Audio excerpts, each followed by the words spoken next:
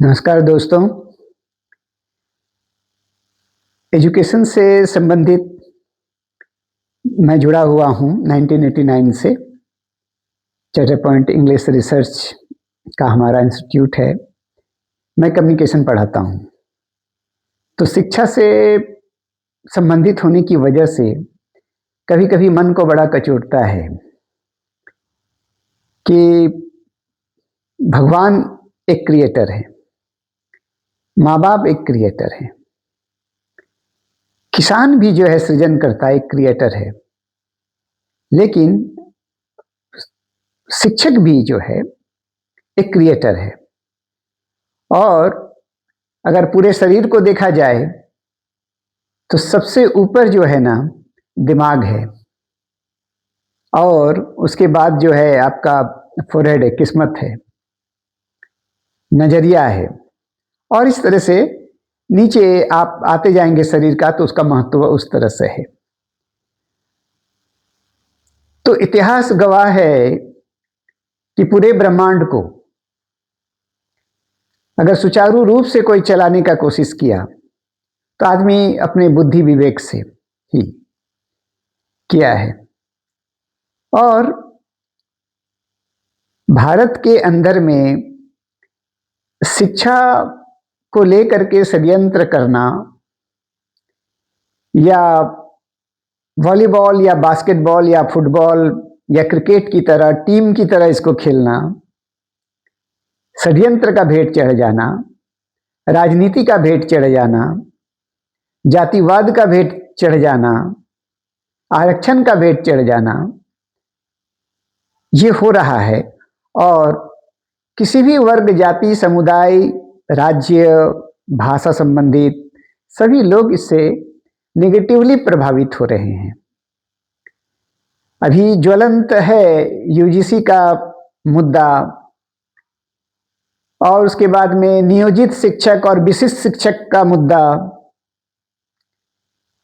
तो उस गवर्नमेंट के टाइम में ऐसा सिलेक्शन हुआ तो ऐसा हुआ तो वैसा हुआ, 7th पे कमीशन मिलेगा या नहीं मिलेगा, 8th कमीशन मिलेगा या नहीं मिलेगा, और सबके भेंट चढ़ते चढ़ते बातें अदालत तक चली जाती है। अभी धनबाद के अंदर भी जो है एक ऐसा माहौल चल रहा है कि ये जुर्माना लगेगा, वो जुर्माना लगेगा। देखिए, प्राइवेट टीचर हो, गवर्नमेंट टीचर हो, शिक्षा केंद्र में है, और बाकी सारी चीजें जो है परिधि में है। तो परिधि एक विज्ञान है, परिधि एक राजनीति है, परिधि एक आर्थिक स्थिति है। लेकिन केंद्र की अगर बात किया जाए तो प्रेम है, मुक्ति है, शांति है, समृद्धि है, मानवता है, सेवा है, और दिनचर्या लोगों का जो है ना पीस, प्रॉस्पेरिटी और प्रोटेक्शन, शांति, समृद्धि और सुरक्षा में गुजर जाए। लव, सिक्योरिटी और डिसिप्लिन, प्रेम है, सुरक्षा है और अनुशासन है। और ये जो केंद्र है वो नेगेटिव प्रशासन की भेंट ना चढ़े, ऐसा मेरा निवेदन है। क्योंकि किसी भी उन्नत राष्ट्र में सरकार, सबसे उन्नत जो विकास देश है, विकासशील तो छोड़ दीजिए, या विकसित छोड़ दीजिए, ऐसा कोई राष्ट्र नहीं है कि अपना पॉपुलेशन से साथ पॉपुलेशन का 7% को ही वो अपना जॉब दे सकता है, और बाकी तो 3% और 2% में ही आता है, और शिक्षा में तो एकदम ही कम। तो रोजगार अपने से सेल्फ एम्प्लॉयड लोग ढूंढ ले रहा है, कुछ ब्रांडेड है, कुछ कंपनी हो गया है, कोई प्राइवेट कंपनी लिमिटेड हो गया है, कोई गली कुची में अपनी योग्यता के अनुसार पढ़ा रहा है। कम क्वालिफिकेशन हो या ज़्यादा क्वालिफिकेशन हो, अगर कोई मैट्रिक पास है तो 7th 8 को पढ़ा रहा है, कोई ग्रेजुएट अगर है तो मैट्रिक तक पढ़ा रहा है या इंटरमीडिएट तक पढ़ा रहा है। और वैसे भी इतिहास गवाह है कि पहले कोई क्वालिफिकेशन का सिस्टम नहीं था, उससे कोई क्वालिफिकेशन पूछता भी नहीं था और वो ज्ञान देता था और वो कालजयी हो गया, विश्वजयी हो गया, कंटेम्प्ररी एंड कॉस्मोपॉलिटन हो गया, सर्वदेशिक और सर्वकालिक हो गया ज्ञानी।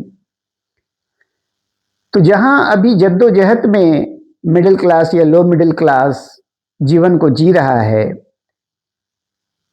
और बड़ा निराशा हताशा, मैं जब बाजार निकलता हूँ, लोगों से पूछता हूँ या हम लोग अपना भी हाल जब देखते हैं तो बहुत हताशा है। कम से कम 97% टीचर्स के अंदर में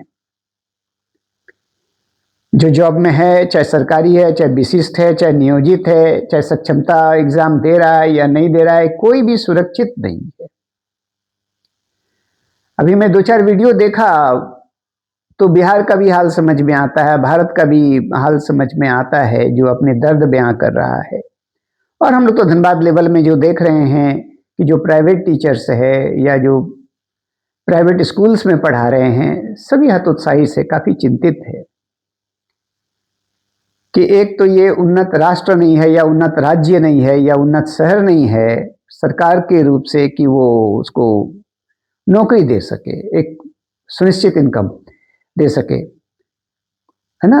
बेसिक नीड्स भी लोग पूरा नहीं कर पाता है ढंग से, है ना। पानी, बिजली, खान पान, रहन सहन, तो अलग अलग वजहों से, राजनीतिक कारण से, और उसमें आपस में ही लोग सिविल वॉर की तरह, कोल्ड वॉर की तरह, प्रॉक्सी वॉर की तरह लड़ाई लड़ रहे हैं। और लग रहा है कि भेड़ा चाल की तरह, जैसे गरेडिया भेड़ा को ले जा रहा है और एक जगह जंगल में छोड़ देता है, उसका भेड़ा चारों तरफ से चढ़ के आ करके फिर वहीं पर आके फंस जाता है। यही जीवन की अनुशासन हो गया है, लाइफस्टाइल हो गया है लोगों का। तो थोड़ा सा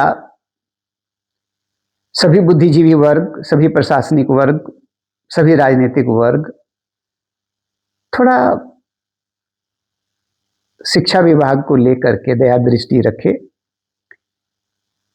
और बहुत सारे ब्रांडेड कंपनी है, डराया ना जाए, हतोत्साहित ना हो लोग, इस तरह से कुछ प्रावधान किया जाए, कुछ सॉफ्ट कॉर्नर रखे।